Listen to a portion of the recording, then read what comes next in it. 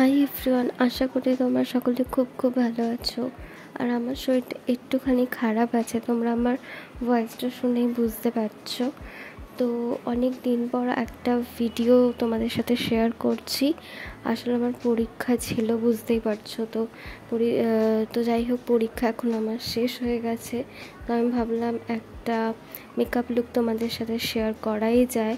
তো আজকে যে মেকআপ লুকটা, ওটা তোমরা পুজো আসছে তখন তোমরা দিনের বেলায় করতে পারো। শাড়ির সাথে এই মেকআপ লুকটা খুব ভালো যাবে, বা চুড়িদারের সাথেও এই মেকআপ লুকটা খুব ভালোই যাবে।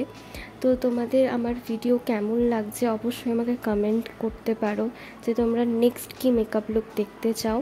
আমি একটুখানি সুস্থ হয়ে যাই, তো আমি আরেকটা মেকআপ লুক তোমাদের সাথে শেয়ার করব। আর ভিডিওটা ভালো লাগলে কি করতে হবে, লাইক করতে হবে, চ্যানেলটাকে সাবস্ক্রাইব করতে হবে, ছোট্ট একটা বেল আইকন আছে, ওটাকে হিট করতে একদম ভুলবে না। তো চলো বেশি বকবক না করে ভিডিওটা করি স্টার্ট।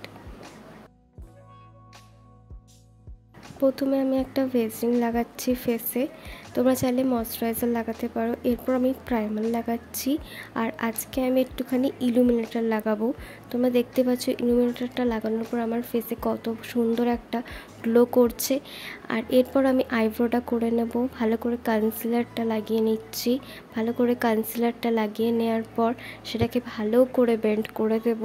ভালো করে বেন্ড হয়ে যাওয়ার পর আমি আরও একটু কনসিলারটা লাগানোর পর ওটাকে বেন্ড করানোর পর সব কিছু ভালো করে বেন্ড করার পর আমি লুজ পাউডার লাগানোর পর আই মেকআপ করব।